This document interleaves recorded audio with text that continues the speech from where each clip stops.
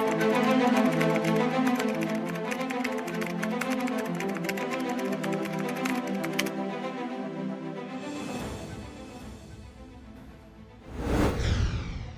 afternoon. It is 4 p.m. We're bringing you the developing news and the stories behind the headlines. This is Storycon. I'm Regina Lay. Some stories that we're watching this rainy Monday, July 21st. The Marikina River remains under second alarm as its water level reached 16.3 meters as of 3 p.m. today. Under this alert level, the local government is implementing preemptive evacuation in flood-prone areas. Authorities expect the river's water level to continue rising as Wawa Dam nears its critical threshold. Meantime, the combined efforts of Tropical Storm Krising and the southwest monsoon or Habagat have left 5 people dead and affected more than 370,000 residents across several regions. Pasig Regional Trial Court Branch 159 has denied the petitions for bail of Pastor Apollo Quiboloy and his co-accused in a qualified human trafficking case. The court said the prosecution presented strong evidence of guilt in connection with trafficking for sexual abuse and labor exploitation. Quiboloy's camp has yet to make a statement on the matter.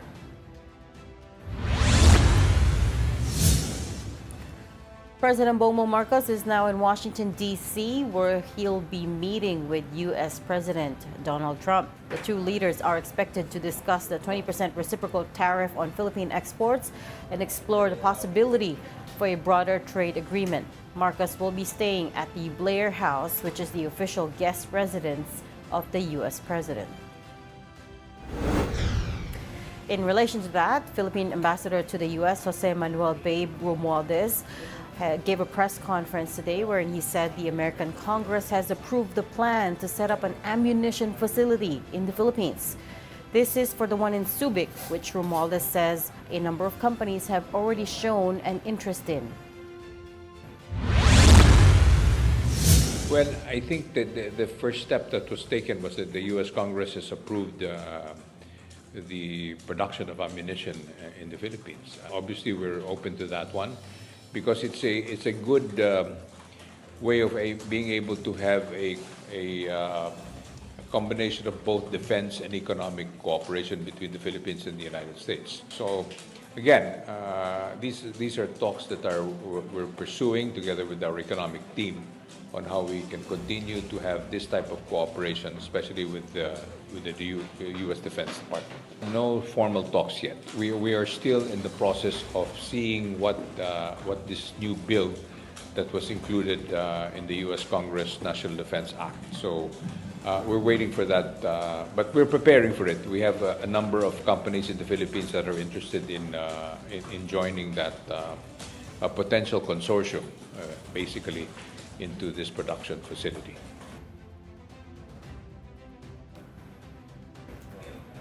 Meantime, Romualdez does not see the Philippines and the United States having a free trade agreement soon, at least not until the two nations nail down a final pact on reciprocal tariffs, which the U.S. wants at 20% for Philippine goods.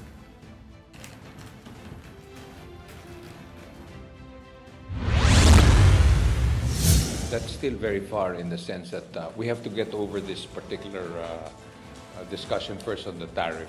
After that, we're hoping that the free trade agreement would probably come into play. If you remember, during the first administration, there was already conversations surrounding the FTA, and we were in the process of actually going in that direction. But that changed, obviously, with the new administration.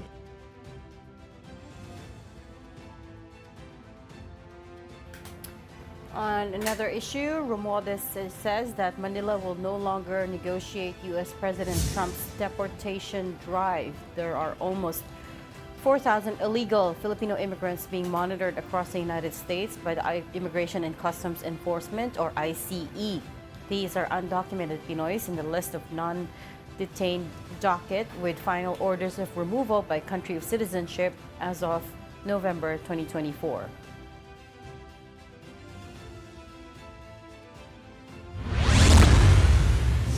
I think we probably will not need to, because we've had discussions already. I've had meetings with the Department of Homeland Security on how we can cooperate with the United States on how to handle illegal immigration. As I've always said, those that have a legal path should have already contacted immigration lawyers. But I think at the end of the day, the laws of the United States must be respected, just like we expect citizens who come to the Philippines to also respect our laws. So the bottom line is there is really not much room for discussion, but to simply work in such a way that all Filipinos that are up for deportation will be deported to the Philippines and not to a third country, which I think is already been agreed upon, that any kind of deportation will mean.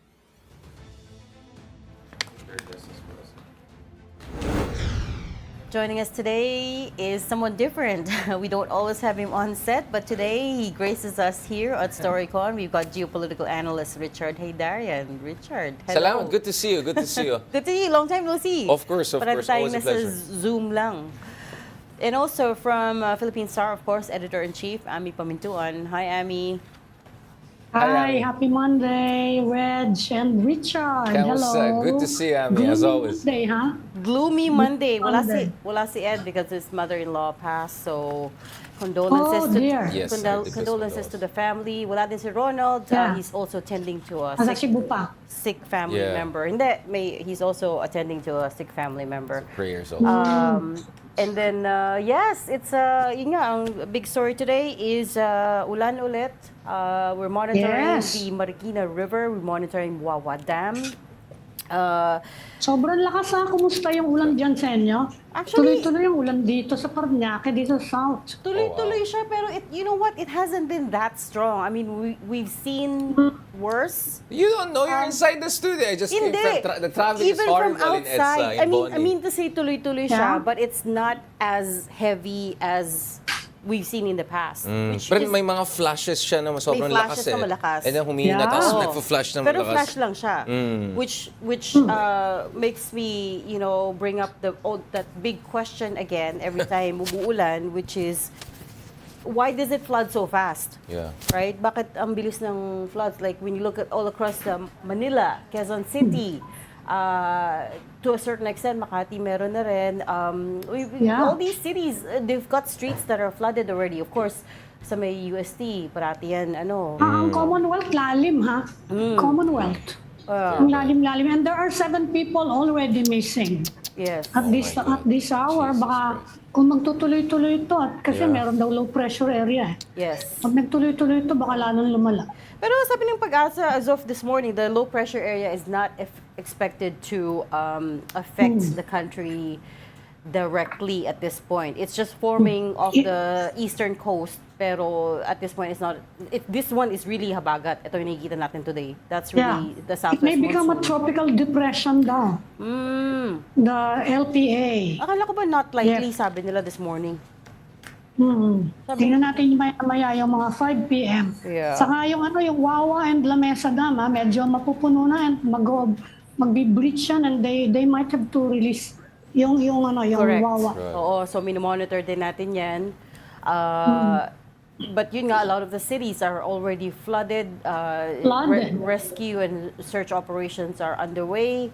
In some of them, 257 billion pesos, remind ko lang, is the Yeah. flood control budget for 2025. Diba dapat may Department of Water tayo? Siguro dapat may Department of Floodgate monitoring din tayo. Parang I think isa yan sa boom sectors ng ating ekonomiya, no? I think Ay, sa GDP nako. growth natin. I always wonder, where is this growth na hindi natin Pero nakikita? ang And then pag bilis-bilis nagka-flooding, Richard, di ba? Ang bilis-bilis ngayon. Ang Saka bilis. hindi lang naman tayo look at South Korea, no?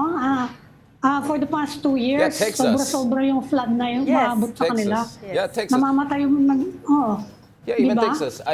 Sa Poland, last week nung And nandun kami, remember, nagka-flooding din sa Texas, Warsaw. binaha ang Texas. Yeah. Exactly. It's all around the world. It's all around. It's just gonna get worse. So ang point ko is the more we need the Yeah. Department of Flood Control kasi gusto natin maintindihan na saan Yeah. napunta yung trillions of pesos over the past decade in terms of investments. Kasi yun yung most important pero least monitored. Kasi literally mahirap makita yan. Yeah. And because these Oo nga projects eh. are very hard to Paano mo daw audit. mamomonitor yung dredging? Sige Correct. nga. How do you know if it's being actually undertaken? And when do you know if it's completed? Di mo daw makita yung ilalim. The idea is sound, pero as always, here, the devil is in the details, right? So I like the idea of Department of Water na mag-oversee nito, Among but other are things, we yeah. then just creating another problem because we can't even Yeah. track properly where did the billions and billions in flood control project budget go to every year, right? Again, 257 billion this year. Remember, the budget is still being challenged at the Supreme Court kasi it overtook education as the biggest slice of the pie, which is Yeah. unconstitutional, right? You mean DPWH budget in Yes. in total? Yeah. DPWH. Yeah, kahit na budget, yeah. kahit na may vinito na si President Marcos, it Right. still came out to 257 billion for flood control. So again, you know, I know these flood control projects take a long time, but this question needs to be raised every time there's a storm, every time it gets rainy, right? Like this, right? Yun nga, like, as I said, if it's in Texas, a little bit in South Korea, also in Warsaw last week when we were there, like flash flood, a lot of these places are not used to it in the Northern Hemisphere. Sa atin, I mean, we have no excuse. We have been dealing with this. Ayaw, sanay na sanay na. Well, unfortunately, too sanay na, right? Ayun na nga eh, sobrang sanay tapos na. gumagastos naman tayo. It's not like sanay lang tayo and we're just fatalistically accepting it. So, sa aking palagay, there has to be a civil society effort in as much as, I mean, now with artificial intelligence, with drone technology, with all sorts of different kind of auditing technologies that are coming in, I think talagang bantayan dapat natin because the item is very big and the consequences are matter of life and death, right? I mean, sabi mo nga, 7 missing already and the rain is not even that Yeah. bad. So imagine if things get worse, which is almost certain over the coming years and decades. This is what I'm saying. I mean, I know it's bad, but it's not been that heavy na continuous rain, right? And the flood control budget was supposed to go to dikes, drainage systems, river embankments, and something that the critics always say is the reason parating there's a lot of insertions is because flood control projects are very hard to audit, right? And Because very easy to... they take long time from Right. start to the completion. They're very difficult to audit. They're very difficult to monitor, and yeah, parang naging shorthand na no for. Pero retrospectively, can't you do impact assessment? Diba? Like, impact assessment over the past decade, itong projects Yeah. na ginawa natin, sa matino, what works, what doesn't Yeah. work, the did good, they the bad, work? and ugly. Did they work? Obviously not. Yeah.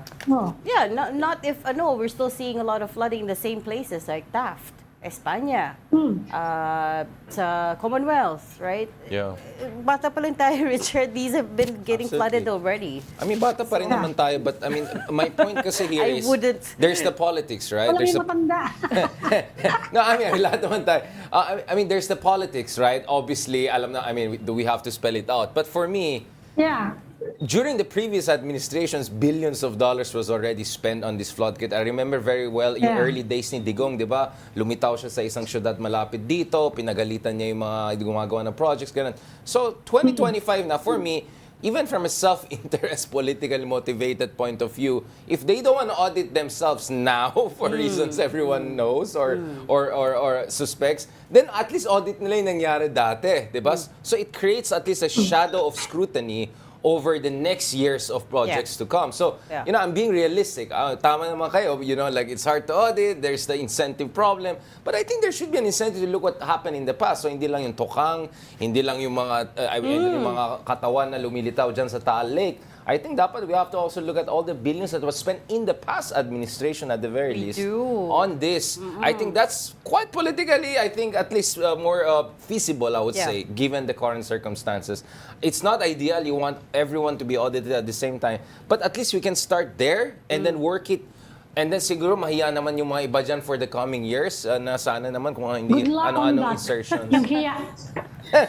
But as I said, but if it's in the past, baka naman medyo for political reasons mas open yung iba. in the same way na Inaga they nga, were not hindi pa open. natin alam hanggang ngayon kung ano nangyari. Remember, yung serious flooding couple of months ago in Naga City. Yes. Hanggang ngayon, di pa Oo natin nga alam yung pala. findings. What happened? Right. Di ba? Remember, Ami, when we were talking to Senator Ping Lacson, who's gotten his team to do an audit of the 2025 Yeah. budget? Sabi niya, there was a small town of 10,000 residents that they Yeah. discovered got a 10 billion peso appropriation. Alam Can you na this. imagine? Alam na this. 10,000 residents, 10 billion pesos appropriation Baka ano, sila. ito yung mga top 1% pa. Baka Golden Bridge ang ginawa. Ayaw pa niya sabihin, Trump yan, ayaw big pa and niya beautiful. sabihin which town it was Pero according to his auditing, and he and his team's auditing, they That's why I'm found... glad Senator Lax is back. But his good friend, our mayor in Baguio, Mayor Magalong, has been very loud on this issue of the whole commission issue. Yeah. Mayor Lenny, first 24 hours pa lang kung ano Yeah. naman, she's against confidential fund. So, and it's creating kind of a ripple effect. Di ba yung iba nagtatanggal ng What I'm saying is that kaysa hintayin natin yung mga ibang institusyon, maybe Yeah. the mayors, LGU leaders, Can start progressives. getting together and get pushing. together tayo in the Yes. media. Kaya I'm all with you, Ami, in terms of skepticism. Good luck na lang dyan. Pero good luck talaga sa atin in 10 years from now if we don't get the ball rolling now. So that hopefully at least medyo magkakaroon naman tayo Yeah. ng shadow of scrutiny. Yeah. We have to start somewhere because this is just gonna get worse. Yeah. Speaking of Yeah. Baguio, did you see the yung the Nahulog rock? sa pet? Oo, Yeah. nahulog Yeah, sa that was kotse. sad. That was sad, We yeah. still don't know what happened to the dog, pero grabe, nakakatakot, no? Lucky that there's nobody inside the house or inside the car. Okay, we have to shift gears now because our first guest of the day is ready. We're talking about Ay, sorry, may guest pala. Duterte That- at the sorry. ICC, at the International Criminal Court. Let's bring in our guest. We've got ICC accredited lawyer, Attorney Joel Butuyan. Attorney Butuyan, thanks for joining us. Welcome back to Storycon. Good Hi, afternoon. attorney. Kamusta, Good attorney? afternoon, Good to Ricky. talk to you finally.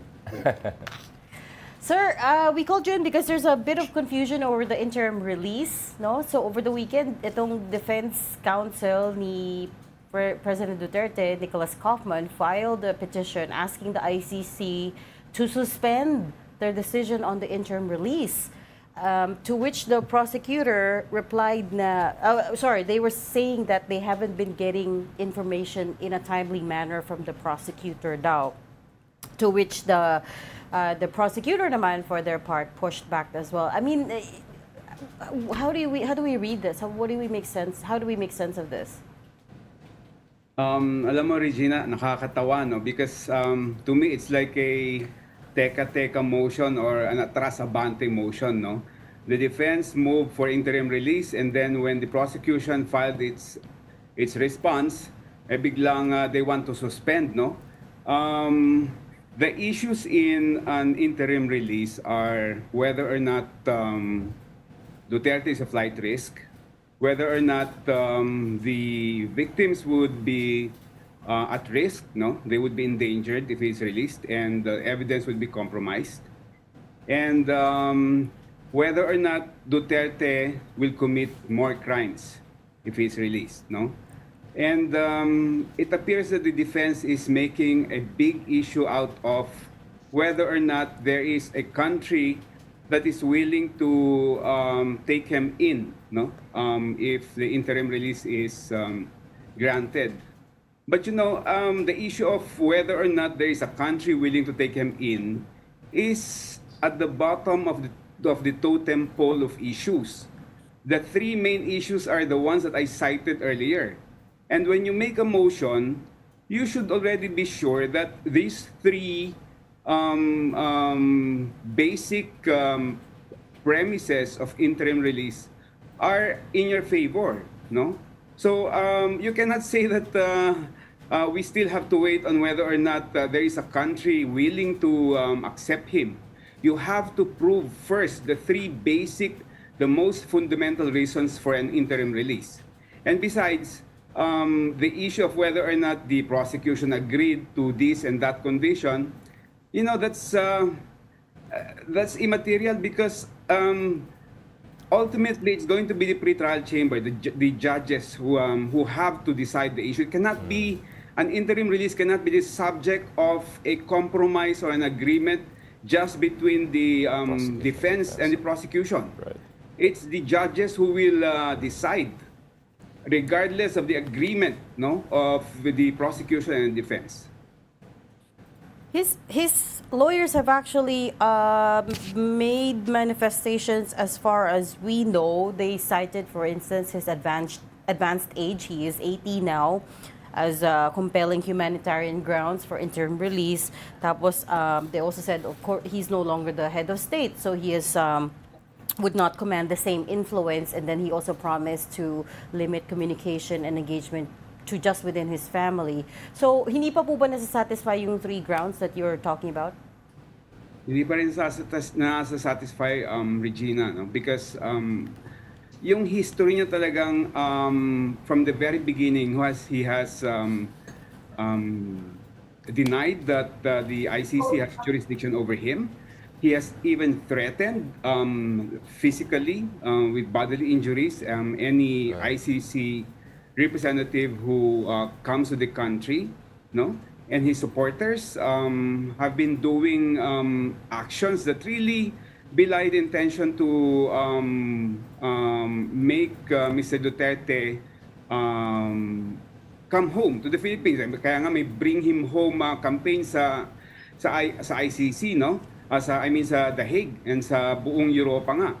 And alam mo, if he is going to be released now, even on an interim basis, even if he's going to be released in any country in Europe, at this point, na-disclose na sa defense yung mga identities ng mga witnesses and the victims involved. Okay? Ang nangyayari ngayon, since naka-detain siya, hindi niya po pwedeng ma-leak yung mga identities ng mga yan, no? Because his communication with his family are monitored sa detention facility. Now he's going to be released and he's going to stay in a house or an apartment or a condominium.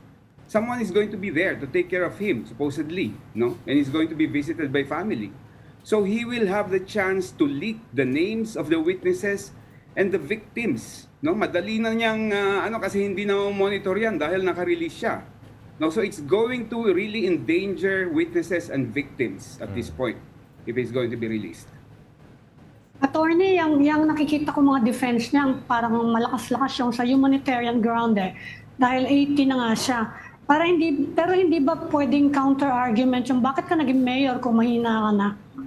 Merong mga nagsasabi din ng gano'n na, well, if you're capable of running for mayor and you think you can still run a city, bakit invoke mo ngayon yung age na sa ganyang kaso? I mean, is that a valid argument? Kasi meron din mga nagsasabi ng gano'n. It's a very valid argument, Ami. Saka 3 months ago, nagpunta siya ng Hong Kong, nag-shopping siya, nagsalita siya before a crowd for almost an hour. And umuwi siya on his own. So, wala namang issue, no? Ngayong na-arresto siya and dami-dami sinasabing issue, no? Now, even if he's 80 years old, that fact alone will not suffice, no? And wala namang ini-invoke na any medical emergency or urgency. And in fact, may capacity naman yung ICC detention facility to address any such medical urgency or emergency, no? So I don't think that's going to be an issue, no, that will be in his favor. So yung appeal nila pala hindi binanggit yung mga chronic diseases niya kasi when he was president, binanggit naman niya, siya mismo nagsabi, he has Buerger's disease. 3 yun di ba? Yung isa dito na kapag hindi properly maintained could become critical illnesses. Wala siyang ganung binabanggit sa appeal niya for interim release. Wala naman tayong nakikitang binabanggit na ganun. Although medyo redacted yung mga grounds niya, pero even sa mga statements ng kanyang family members, sinasabing si Vice President Sara mismo, sinasabing umayat siya, pero otherwise healthy siya, na parang nabawasan pa nga yung maintenance medicine niya, no? So mukhang wala namang medical issue that would really justify an interim release. And if ever na medical issue yan, dapat sa hospital, no? Pero ang kanilang sinasabi is house arrest, no? So ibig sabihin hindi medical issue. Attorney, to what degree is this about also the psychological condition of the president? Because he's not enjoying the same kind of social privileges he was enjoying. So it's not just about his physical health, but access to a lot of people that he cannot access now because only family and lawyers can access him. And more importantly, to what degree is this also about the public relations aspect of the Kaufman office? Is this about them just trying to show some sort of a KPI because they seem to be compensated well, so they have to show something? And we even heard that Kaufman may have been even involved in communications between, was it Prime Minister Netanyahu's office and also, really? yes, and Karim Khan. There was even a report that, yeah, I mean, this, in short, this is a person who does a lot of things aside from just lawyering for alleged ICC criminals. So, to add to Richard's question, attorney, I read somebody wrote an analysis on this, and they said, I don't remember who, but they said something like, baka yung strategy niya is to throw everything at the wall and See what sticks. And one day, one of these motions will be successful, right? So right now, he's just filing motion after motion after motion, or complaint after To complaint. justify the pay. Right. I mean, to what degree is just, this is all a brouhaha, a KPI, return on investment brouhaha? Well, those are actually valid observations, Richard and Regina. And I think this issue is being milked, no, for its Exactly, yeah. political purposes, no. It's going to be this way. I can foresee until 2028, no, because it's really a rallying point for the Duterte supporters.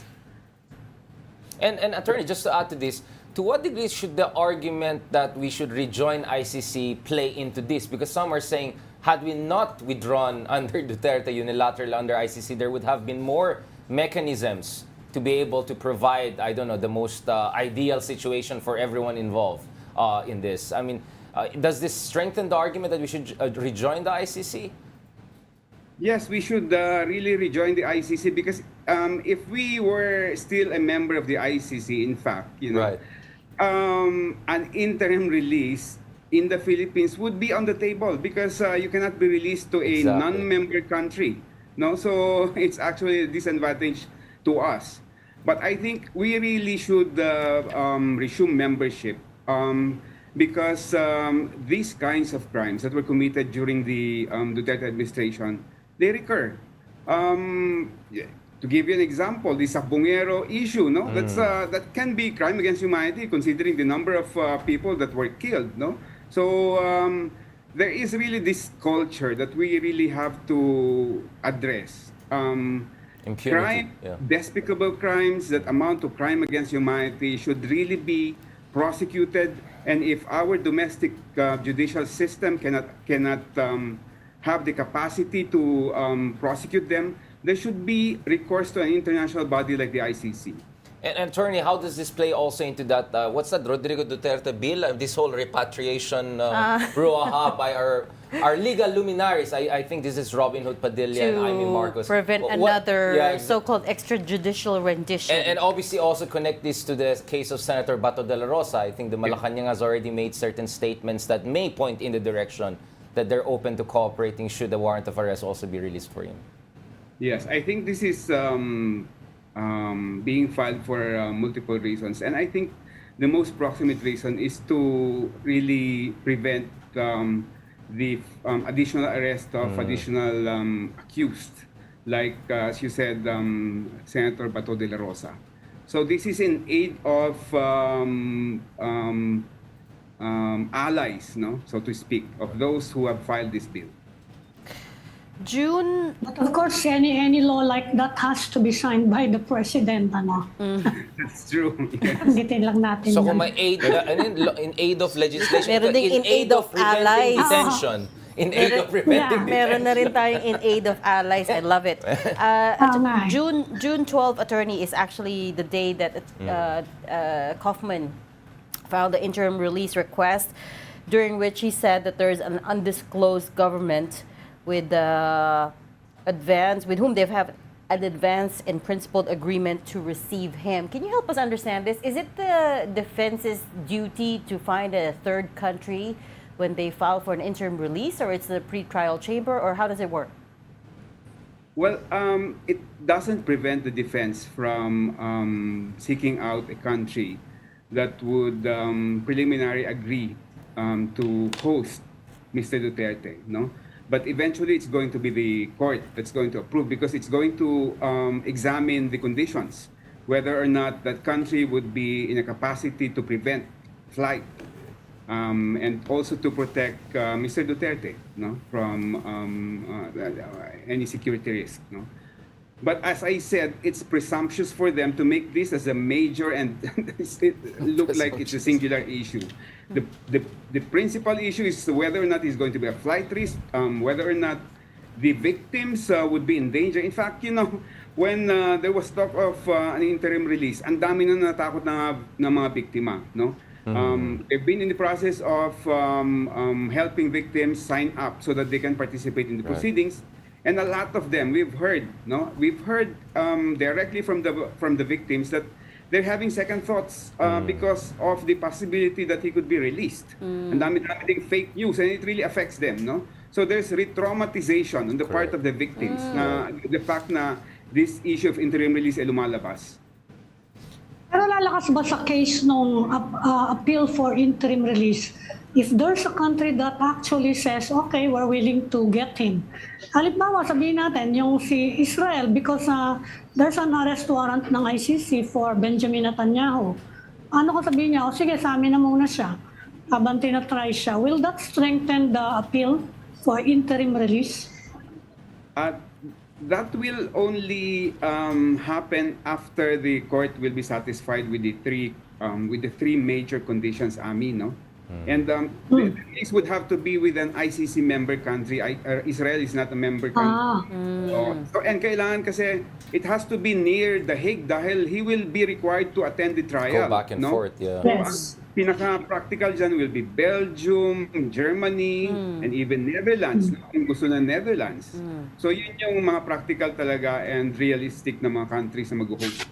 We heard Belgium's already turned down the request or is not said that there's no talks with them or something like that. Australia, we know, said that there's no formal request to them. Balita namin, Belgium din.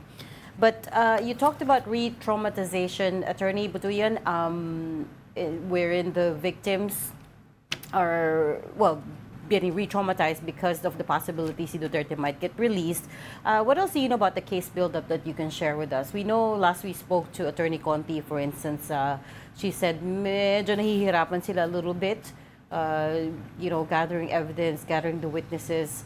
How's the case build-up going? And Attorney, may I add, because the SONA's State of the Nation address is coming up soon, should the President also finally say something about this? Because my sense is he's trying to play the ostrich game and pretend this thing never happened. Should the government come in and try to assist ICC in terms of protecting the witnesses, among others, even if we're not rejoining the ICC anytime soon? Yes, I think the President should really come out, no, categorically, because it's really not helping. And it's confusing a lot of the victims. He should state once and for all. Kasi he says one thing pero he does another thing. No? Sinasabi niyang we will not cooperate, we will do this and that. Pero on the ground, cooperation naman yung nangyayari. No? So parang once and for all, pwede bang pagtugmain yung salita sa yung gawa? No? Dahil talagang kailangan ng matao yung direction from the President. Right. I can imagine even the police officers and the security officers are confused. No, if there's difference in the message and in the action being undertaken by the government, no? In the meantime, Attorney, are you getting more witnesses? Kasi you mentioned pati nga yung mga police confused. And I understand some of them had actually sent feelers na magsasalita din sila eh. Pero ngayon, meron pa ba kayo nakukuhang ganon? Right. Na more policemen involved in the drug war are willing to testify? Tuloy-tuloy pa rin ba yun? Ami, kasi at this point, we've not been appointed as victims counsel, no? Right. Ang nag-gather ng witnesses is the ICC prosecutor kasi siya yung mag-represent ng evidence to prove the criminal aspect of the case. Our participation later on will be on proving the damage, the injuries of the victims, no? So it's the call of the prosecutors on who are going to be the witnesses during the trial that's going to happen. Although after the prosecution presents its evidence, there's going to be a chance for the victims to present some witnesses as well before the defense would present defense evidence. So, at what stage is that, attorney, when you get called upon to testify to the extent of the damages? It's going to be after the prosecution rests its case. So after the prosecution, the victims will present some witnesses, and then after that, that the defense will be presenting their defense witnesses. So and ano pa the I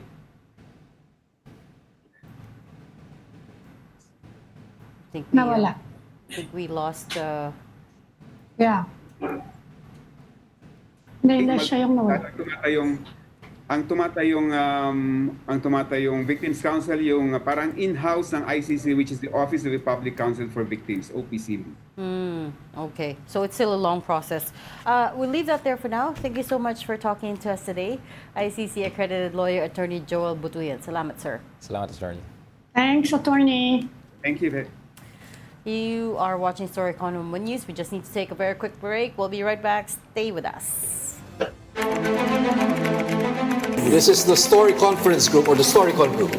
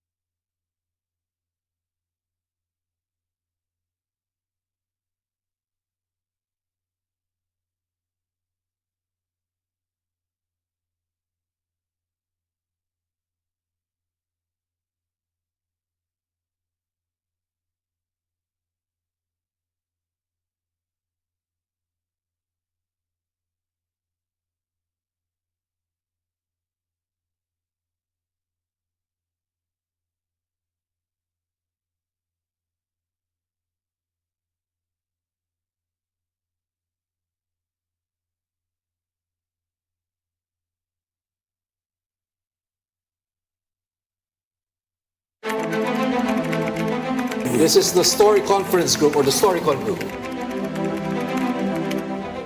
Yung na-flood control lang. Welcome back to Storycon. We've got developing news and the stories behind the headlines. I'm Regina Lay, still with us. We've got Ami Pamituan of the Philippine Star and Richard Hidarian, geopolitical and political analyst who was complaining about the flood control projects again during the break. I don't know if you guys picked that up. Also joining us Baka is nabaha siya. Baka nabaha ka, Richard. Naba ako on the way. Grabe yung EDSA. Things were not moving sa Yeah. Boni. I was stuck there 30 minutes. Oh my It gosh. was so bad. Yeah. Oh, dear. Oh, yun na. Speaking of baha, we've got, Literally. let's get out to our mobile journalist, Evan Tarinque, who's reporting to us live from Marikina. Evan, kamusta ka dyan? Hi, Evan.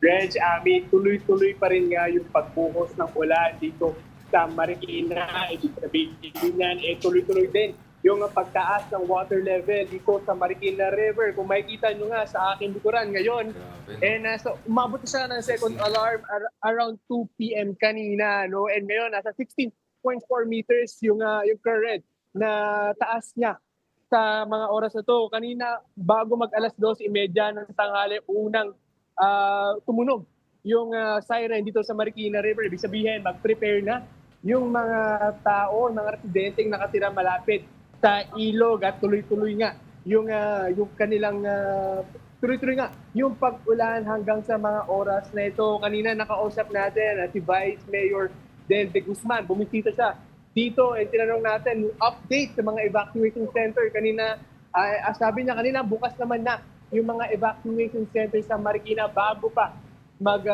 tumunog yung first alarm. Nasa 30 to 35 na evacuation center na currently yung bukas. And nasa 300 mahigit na families yung nasa loob na ng evacuation center ngayon. Yung mga nag-preemptive evacuation center, pero marami pa rin yung makakulit na sinusulit talaga or ayaw nilang iwanan yung kanilang mga tahanan. Kanina may nakausap tayo na residente na sinisipat pa nila kung dapat na ba silang lumikas dahil may mga gamit kasi silang maiiwan. So yun yung kanilang concern ngayon. Ami, Red? Evan, Evan, dati Go ahead, Ami. yung huli kang nag-report from there, yung mga kotse nandiyan na lahat sa bridge eh. Ngayon wala pa, no? Tama, Ami. Ngayon, wala pa. Currently, actually, nasa harapan ko. Actually, may mga sasakyan pa rin dito. Marami pa rin nanonood. Marami pa rin nakikiosyoso na mga tao, residente, malapit nakatira dito. So, andito pa rin sila. So, yung tao, yung mga sasakyan na inaangat sa mga bridge before, wala pa naman sa mga oras na ngayon. Ami. and then just lastly, very quickly, Evan, pag level 3, pag third alarm na ba, yun na ba yung mandatory evacuation or hindi pa rin? Meron ba silang mandatory na evacuation? Tama ka dyan, Reg. No? Sa first alarm, yung unang siren, ang sinasabi sa protocol, dapat mag-ready na yung mga residenteng nakatira malapit sa ilog. Ready na sila to evacuate. Pagdating naman ng second alarm, nasa 16 meters yan, kailangan nang mag-evacuate ng mga residenteng nakatira malapit sa ilog. At pagdating naman ng third alarm, nasa 18 meters yan. Yan na talaga yung forced evacuation. Yan na talaga, Reg, yung tipong kailangan na sila o yung susunduin na sila sa kanilang mga bahay at dadalhin na sila sa mga evacuation center. Reg? Okay. Sana naman hindi umabot sa ganun. Thank you for your reporting. Mobile journalist Evan Tarinque reporting from Marikina. Mag-ingat ka dyan. Evan, thank you.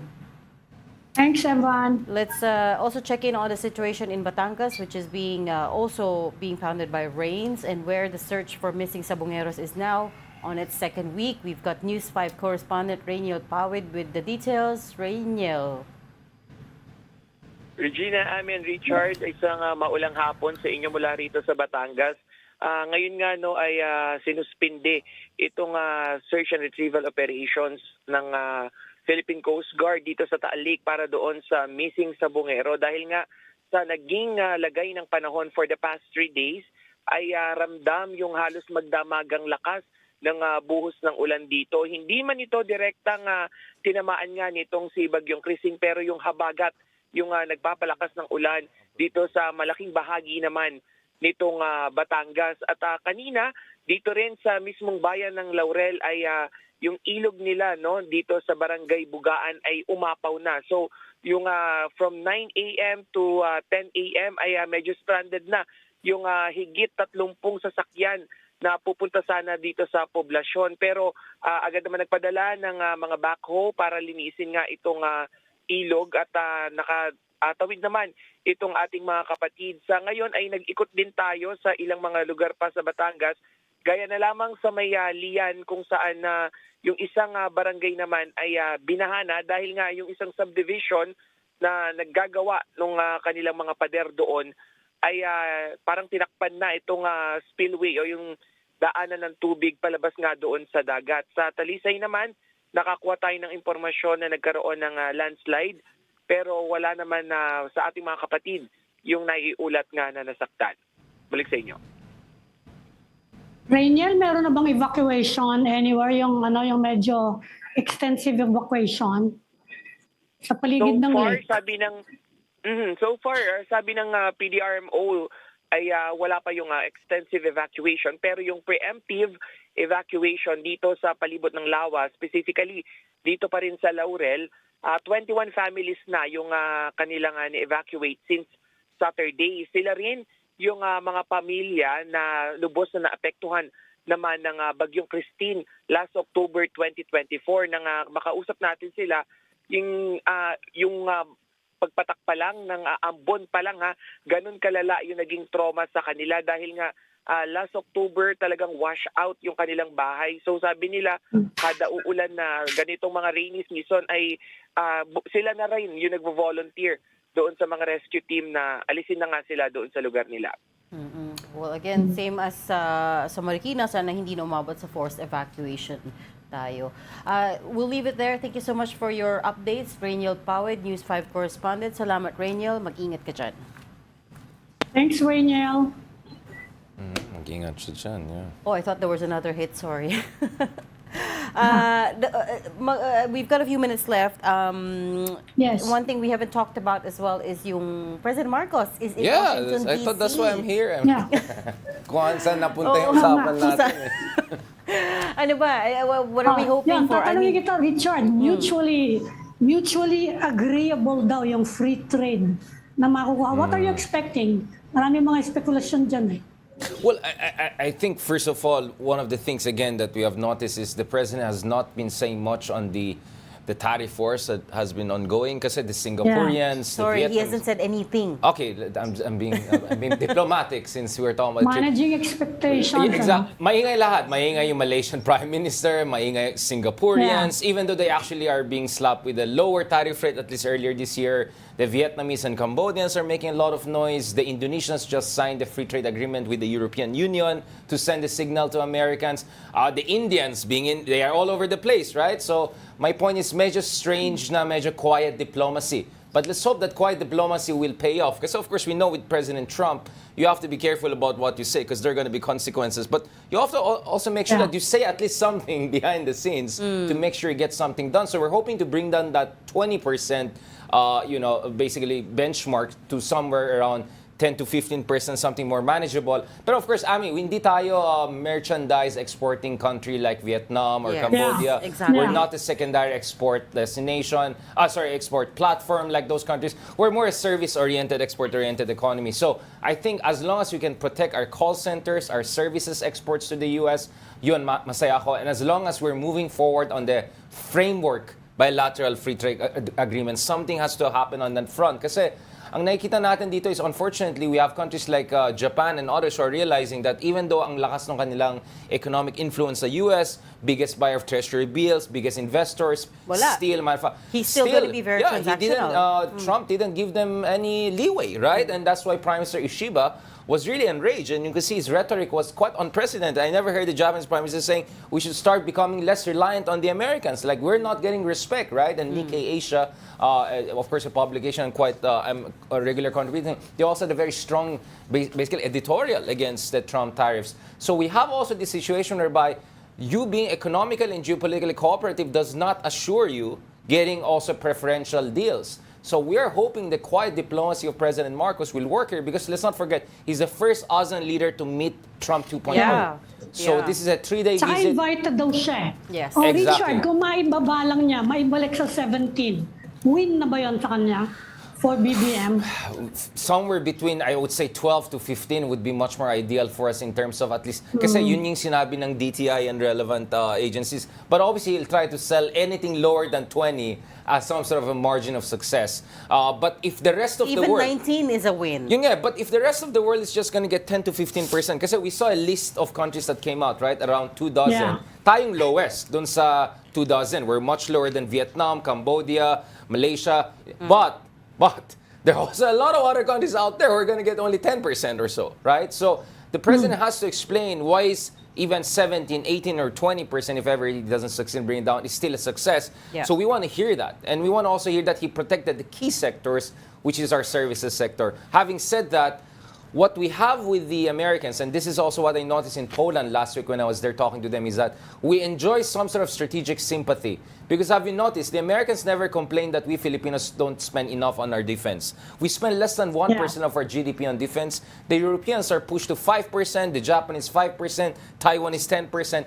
So actually, ang basa ng mga Amerikano, and some of them we interviewed here, Elbridge Colby, who's now the head of the planning policy at the Pentagon, ang sa kanila is, despite your limited resources, you're doing a lot. So there's a lot of appreciation. We saw with Secretary Marco Rubio. He has some soft spot for the Philippines. Feeling niya pinabayaan tayo, which is true naman. So I hope President Marcos can lean into that strategic sympathy and say, baka naman, pwede mo nang ibaba ng konti ng tariff. Baka naman, pwede kang mag-double down sa strategic investments sa Pilipinas. I was That's gonna the say, important. The semiconductors, critical infrastructure. Kasi nga, nag-decouple na tayo sa China eh. We are basically out of the Belt and Road Initiative of China. So what are we getting on the other hand? And President Marcos has to say, the Duterte camp and their impresarios are breathing down my neck and saying, I'm not getting anything out of our American relationship. He has to communicate that to the Trump administration. That's just what I was going to say. I think the final number, whether it's 19, 17, 12, is going to matter less than what President Marcos gets out of this. Because, again, as you said, he's the first ASEAN leader to have FaceTime, that all-important FaceTime with Trump. This is a guy who likes to meet people face-to-face and work out deals, right? The fact that he's the first to get invited says something, and the question is, what can he bring back from that, right? I think the final tariff number is not going to be as important because, as you said, we're not a merchandise exporting nation, right? Whether it's 20%, 15%, the exporters will just have to grin and bear it. Wala nang choice. I think right? the thing for us is how we can get integrated into America's new industrial policy. Yes. A kind of a co-development partner on semiconductors, on lithium battery Which there were production. plans of under President Joe Biden got put on hold because change of So he has to show that there will be continuity on that front. And that could be enough of win for the president. Okay, we'll leave that there. We'll continue the conversation on Safe House. But for now, thank you so much for joining Storycon today. We've got Ami Pominduan, of course, Editor-in-Chief of Philippine Star, and Richard Hidarian, Geopolitical Analyst. Join us again tomorrow, 4 p.m. for Storycon. I'm Regina Lay. We are One News, all sides, all the time. This is the Story Conference Group or the Storycon Group.